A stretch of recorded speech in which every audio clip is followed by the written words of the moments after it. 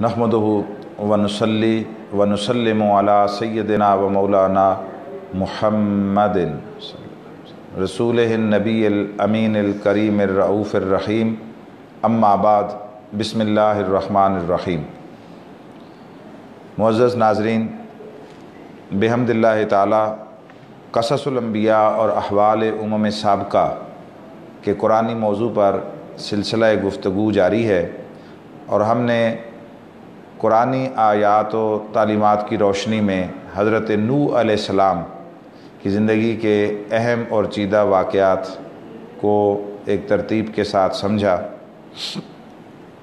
हमने एहतमाम के साथ से कोशिश की है कि जितना कुरान मजीद में बयान हुआ है उसी हद तक रहें और उसमें बहुत ज़्यादा ज़ेब दास्तान के लिए कोई भी इजाफ़ा न किया जाए। आज हम इस वाक़े से कुछ चीज़ें जो ज़िंदगी सुधारने के लिए और ज़िंदगी को सिरात मुस्तकीम और राह हिदायत पर डालने और गामज़न रखने के लिए अहम साबित हो सकती हैं, उनका तज़किरा करेंगे। सबसे पहले कि अल्लाह रब्बुल इज़्ज़त ने हज़रत अलैहिस्सलाम की तवील अरसा की खिदमत, इस्तिक़ामत अला दावा और उसके नतीजे में जब कौम का तर्ज़ अमल इंतहाई नामुनासिब रहा और हज़रत नूह अलैहिस्सलाम ने दुआ में, तो अल्लाह रब्बुल इज़्ज़त ने अपने इरादा को जो अज़ाब की शक्ल में ज़ाहिर होने वाला था उससे पहले तैयारी का हुक्म दिया और कश्ती बनाने का हज़रत नूह अलैहिस्सलाम को हुक्म सादर फरमाया। ये कोई 2-4 दिन, हफ्ता 10 दिन का अमल नहीं था।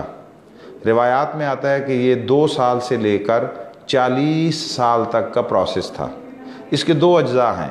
पहला ये कि उन्होंने अर्ज़ की कि मौला किस शय से बनाऊं, तो अल्लाह रब्बुल इज़्ज़त ने उन्हें दरख्त लगाने और उगाने का हुक्म दिया और वो जो सागवान के दरख्त लगाए गए वो लगने से लेकर कटने तक कम बेश 20 साल का अरसा गुज़रा। 20 साल तक उनकी परवरिश की। गोया ये दरख्त लगाना, शजरकारी करना, ये इस एतबार से सुन्नत अंबिया भी है। तो अल्लाह रब्बुल इज़्ज़त ने उन्हें कहा कि दरख्त लगाएं, उगाएं। जब वो बड़े हो गए फिर कहा इन्हें काटें। उन्होंने काटा। कहा आप कश्ती बनाओ। मौला कैसे बनाऊं? अल्लाह रब्बुल इज़्ज़त ने कुछ हिदायत उनकी तरफ वही व इल्हाम की शक्ल में उतारी और मुआवनत के लिए हज़रत जिब्रील अमीन को भेजा। जिब्रील अमीन ने उनकी मुआवनत की, उस दरख्तों को काट कर उनको शेप देने में और कश्ती की तकमील में 3 मंजिला ये जो है वो कश्ती बनाई गई। अब पहली शय जो समझने वाली है, बड़ी अहम है कि कौम ने बेरुखी, बेमुरवती, संग दिली और इनकार और कुफरान नेमत की हद कर दी। तो ऐसा नहीं कि फौरी तौर पर उन पर अज़ाब आ गया, बल्कि अल्लाह रब्बुल इज़्ज़त ने उनकी आँखों के सामने जो है वो उस अज़ाब में अहले हक़ और अहले ईमान को महफूज रखने के लिए जो सामान करना था उनकी आँखों के सामने बनाया जा रहा था।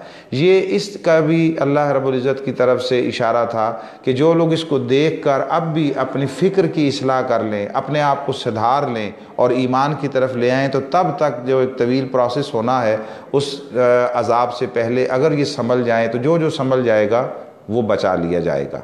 तो हज़रत नूह अलैहिस्सलाम कश्ती बनाने में मशगूल रहे और कौम उनका मजाक उड़ाती रही, बजाय इसके कि वो उस आने वाले वक्त की संगीनी और हालात की शिद्दत उसका जायज़ा लेकर वो अपने अमल से रुजू करते, इस्तिग़फ़ार करते कि कोई बड़ा काम। वो उनका मजाक उड़ाते रहे कि अब आप नबी से माज़अल्लाह जो है वो तरखान हो गए और पता नहीं क्या कुछ को सुनकर अपने काम में लगे रहे और अल्लाह की तामील में मशगूल रहे। जब ये मुकम्मल हो चुका तब भी वो मजाक उड़ा रहे थे कि यहाँ ना कोई दरिया है, ना पानी, ना समंदर कोई ऐसा, तो इसको वहाँ तक ले जाने के लिए भी एक मेहनत तलब काम है ये। मगर वो जानते नहीं थे कि जब सैलाब आएगा तो हर जगह पर चूँकि वो सैलाब का पानी और उसकी तूफ़ानी मौजें पहाड़ों की तरह होगी, इतना बुलंद होगा। और इस सैलाब की, तूफ़ान की खसूसियात ये थी कि ये बुलंदी व पस्ती हर जगह पर यकसां था। عام طور پر ہم دیکھتے ہیں اور یہ سائنسی دستور ہے کہ پانی اور مائع اپنی سطح برقرار رکھتا ہے، یعنی نیچی جگہ ہے تو پہلے وہ ادھر جائے گا، اس کو کرے گا، پورا فل کر کے آئے گا، پھر اونچی جگہ کو ٹچ کرے گا، مگر اس سہ کی خاصیت یہ تھی کہ یہ سب جگہ بلندی پستی پر یکساں تھا۔ یہ اس کا امر ہے، وہ جیسا چاہے کرے۔ آج بھی ہم دیکھتے ہیں بعض زمین کے خطے ایسے ہیں، اسپیشلی سعودی عرب میں لوگ اسے وادی جن کے نام سے بھی تعبیر کرتے ہیں، اور وہ ایک نہیں ہے، کئی خطے ہیں جہاں پر عجیب بات یہ ہے کہ پانی پستی سے بلندی کی طرف جاتا ہے، اونچائی سے نچائی کی طرف نہیں آتا، بلکہ آپ وہاں اگر پانی گرائیں بلندی کی طرف جاتا ہے۔ آپ گاڑی کو وہاں اگر کھڑا کر دیں نیوٹرل کر کے تو گاڑی خود بخود بلندی کی طرف جا رہی ہوتی ہے۔ یہاں جتنی تیزی سے بلندی سے پستی کی طرف آتی ہے، وہاں اتنی تیزی سے پستی سے بلندی کی طرف جاتی ہے۔ تو یہ اللہ کا امر ہے، اس نے زمین میں خصوصیات رکھی۔ سو وہ جو سیلاب تھا وہ پستی بلندی ہر جگہ پر یکساں تھا۔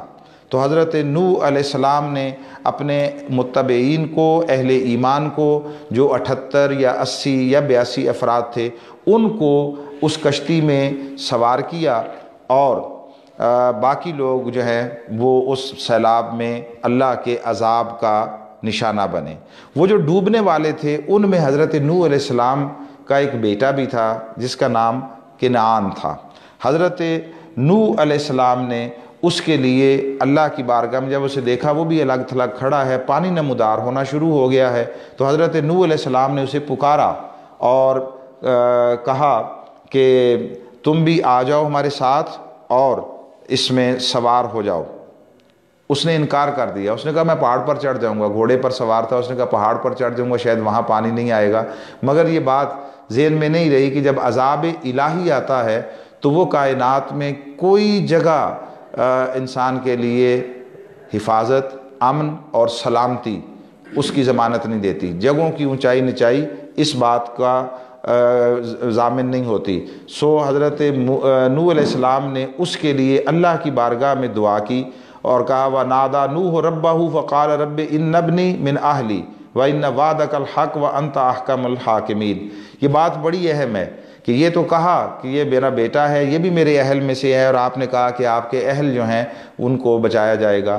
تو یہ نہیں کہا کہ مولا اسے بچا لے، اسے غرق نہ فرما، نہیں، جو کلمات ہیں وہ یہ اِنَّ وَعْدَكَ الْحَقُّ، تیرا وعدہ حق ہے، وَأَنْتَ أَحْكَمُ الْحَاكِمِينَ، اور تو سب سے بہتر فیصلہ کرنے والا اور سارے حاکموں سے بڑا حاکم ہے۔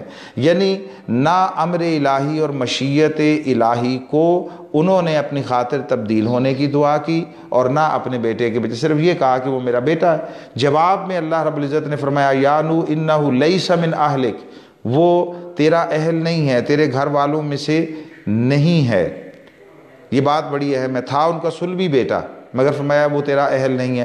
اس کا معنی یہ ہے کہ اہل ہونا اہل ایمان میں وہ نسل کی بنیاد پر نہیں ہوتا، وہ بنیادی طور پر ایمان کی بنیاد پر ہوتا ہے۔ یہاں پر جو سب سے بنیادی اہم اور مضبوط رشتہ ہے وہ ایمان کا رشتہ ہے، وہ جہاں پایا جائے گا غیر بھی اپنا ہو جائے گا۔ یہ جو فکری نظریاتی رشتہ ہے یہ صلبی نسبی رشتے سے زیادہ مضبوط اور اہم ہے۔ اسی لیے قیامت کے دن وہ سارے صلبی نسبی رشتے وہ منقطع ہو جائیں گے، مگر ایمان کا رشتہ، تقوی و طہارت کا رشتہ وہ قائم ہو جائے گا، قائم رہے گا، اور اس بنا پر ایک دوسرے کو نفع بھی پہنچایا جائے گا۔ تو جب حضرت نوح علیہ السلام نے بیٹے کے لیے دعا کی، جواب یہ آیا۔ اب اس پر ایک دو بڑی اہم باتیں جو ہیں وہ سمجھنے والی ہیں۔ پہلی بات یہ ہے کہ علم اور تقوی، بعض لوگوں نے کہا کہ علم اور تقوی کی فضیلت عارضی ہے اور نسب اور خاص کر سادات کی فضیلت وہ ذاتی ہے، وہ عارضی ہے، یہ مستقل ہے۔ یہ معاملہ یہ بات درست نہیں ہے۔ نسب کی فضیلت تب فائدہ مند ہوتی ہے جب ایمان اول پہلی شرط کے طور پر موجود ہو، پھر اس کے ساتھ عمل صالح بھی ہو، پھر اس کے فیوزات کے دروازے کھلتے ہیں۔ اگر معاذ اللہ کوئی سید مرتد ہو جائے، ایک مفروضہ ہے، ہم اس سے اللہ کی پناہ مانگتے ہیں کہ کوئی ایسا ہو یا کسی گمراہ فرقے سے متعلق ہو جائے تو کیا اس کی فضیلت زائل نہیں ہو جائے گی؟ جواب ہے ہاں، اس کی فضیلت زائل ہو جائے گی۔ اس آیت سے معلوم ہوا کہ نسب کی فضیلت اور برتری ایمان اور تقوی کے ساتھ مشروط ہے۔ اصل چیز ایمان اور تقوی ہے، نسب کی فضیلت ثانوی چیز ہے۔ بڑوں کی اولاد اور بڑوں کا اور اولو العزم لوگوں کا، صاحب منصب لوگوں کا بیٹا اولاد یا ان کی نسل سے ہونا یہ تب فائدہ مند ہوتا ہے جب ان کے راستے پر قائم رہے۔ اللہ رب العزت نے حضرت ابراہیم علیہ السلام سے فرمایا انی جاعلک للناس اماما، اے ابراہیم ہم آپ کو ساری انسانیت کا امام بنا رہے ہیں۔ قال ومن ذریتی، انہوں نے پوچھا اور میری نسل، میری اولاد، میری ذریت؟ قال لا ینال عہد الظالمین، کہا جو آپ کی راہ پر رہیں گے ان کے لیے اس کا در کھلا رہے گا، اور جو ظالموں میں سے ہو جائیں گے، گناہ گاروں میں سے ہو جائیں گے، انکار کرنے والوں میں سے اور آپ کی راہ کو چھوڑ دیں گے، ان کے لیے ہمارا وعدہ نہیں ہے، ان کے لیے ظالموں کے لیے یعنی گناہ گاروں کے لیے اس وعدے میں کوئی گنجائش نہیں ہے۔ تو اللہ رب العزت نے یہی معاملہ یہاں حضرت نوح علیہ السلام کے ساتھ بھی کیا۔ پھر جب وہ کشتی پر سوار ہو گئے اور کشتی اس میں سے گزرتی ہوئی سیلاب میں سے، طوفان میں، یہ کم بیش 5-6 ماہ کا دورانیہ، پھر جا کر جب وہ کشتی جودی پر رکی ٹھہری تو اللہ رب العزت نے حضرت نوح علیہ السلام کو پھر جو ہے وہ زمین پر اترنے کا حکم دیا اور کہا کہ اب آپ زمین پر آ جائیں، اتر جائیں۔ تو اللہ نے اس موقع پر ان کے لیے اپنی برکات، اس کا بھی ذکر کیا کہ ہماری برکات آپ کے ساتھ ہیں، لیکن یوں نہیں فرمایا کہ آپ سلامتی اور برکتوں کے ساتھ اتر جائیں، نہیں فرمایا یا نوح اہبط بسلام منا و برکات علیک، اے نوح کشتی سے اتر جاؤ ہماری طرف سے سلامتی کے ساتھ اور ان برکتوں کے ساتھ جو تم پر ہیں۔ اس پر ایک بڑی لطیف بات ہے، وہ یہ کہ یہ نہیں فرمایا آپ سلامتی اور برکتوں کے ساتھ اتریے، بلکہ فرمایا آپ ہماری طرف سے سلامتی اور برکتوں کے ساتھ اتر جائیے، کیونکہ صدیقین اور مقربین نعمت بحیثیت نعمت سے خوش نہیں ہوتے، یعنی ان کی خوشی نعمت میں نہیں ہوتی بلکہ ان کو خوشی اس سے ہوتی ہے کہ اس کی نسبت اللہ کی طرف ہے، وہ اللہ کی طرف اپنا میلان طبع اور رجحان رکھتے ہیں، ان کو خوشی ہوتی ہے کہ وہ نعمت اللہ کی جانب سے ملی ہے، بلکہ اصل میں تو ان کو اللہ کی طرف نسبت اور اس کی طرف توجہ کرنے سے خوشی ہوتی ہے۔ عام لوگوں کو نعمت سے خوشی مل جاتی ہے، نفس سے نعمت سے خوش ہو جاتے ہیں، جبکہ خواص کو نعمت سے زیادہ اللہ کی نسبت، اللہ کی اضافت اور اللہ کے تعلق سے خوشی ہوتی ہے۔ تو جب یہ کہا کہ آپ اتر جائے ہماری برکتوں کے ساتھ، سلام منا ہماری طرف سے سلامتی کے ساتھ، و برکات علیک اور برکتوں کے ساتھ، تو یہ ان کے لیے خوشی، راحت اور فرحت کا باعث تھا۔ اس کا معنی یہ ہے کہ دھیان نعمت پر نہیں منعم پر رکھا جائے، اس کا معنی یہ ہے کہ دھیان اسباب پر نہیں مسبب پر رکھا جائے، اسباب کو اختیار کیا جائے، نعمتوں کو استعمال کیا جائے، مگر اپنی ساری توجہ، دھیان اور ارتکاز وہ خالق کی طرف، منعم کی طرف اور مسبب کی طرف رکھا جائے۔ پھر رب ذوالجلال نے یہ ساری بات جو ہے وہ بیان کر کے تو آخر میں فرمایا صاحب قرآن جس پر یہ وحی اتر رہی تھی، کہا تلک من انباء الغیب نوحیھا الیک ما کنت تعلمھا انت ولا قومک من قبل ھذا فاصبر ان العاقبۃ للمتقین۔ فرمایا اے محبوب صلی اللہ علیہ وسلم یہ واقعات جو ہیں یہ غیب کی خبریں ہیں، یہ غیب میں سے ہیں، لوگوں کو ان کے احوال نہیں پتہ، تفصیلات نہیں پتہ، مگر یہ غیب ہیں جو ہم آپ کی طرف وحی کرتے ہیں، اور ہماری اس سے پہلے آپ اور آپ کی قوم کو ان تفصیلات کا علم نہیں تھا۔ یہاں یہ بات سمجھ لینی چاہیے کہ جب فرمایا کہ یہ غیب کی خبریں ہیں، من انباء الغیب، غیب کی خبریں ہیں، تو اس کا معنی یہ نہیں ہے کہ اب بتا دینے کے بعد غیب نہیں رہا، غیب ہی رہا، غیب کی تعریف اور اس کے متعلقات اور لوازمات، ان پر اس وقت بحث کا ٹائم نہیں ہے، مگر جو بات عرض کرنا چاہتے ہیں وہ یہ کہ اس نے اپنے نبیوں کو، رسولوں کو، ہر ایک کو حسب حال، اور جب رسول اللہ صلی اللہ علیہ وسلم محبوب کائنات کی باری آئی تو سب سے بڑھ کر حضور علیہ الصلوۃ والتسلیم کو ان پوشیدہ اور مخفی امور کا علم دیا جس کا کوئی تصور نہیں کر سکتا، مگر بائیں ہمہ حضور علیہ الصلوۃ والتسلیم کے لیے عالم الغیب کی اصطلاح استعمال کرنا مناسب نہیں ہے۔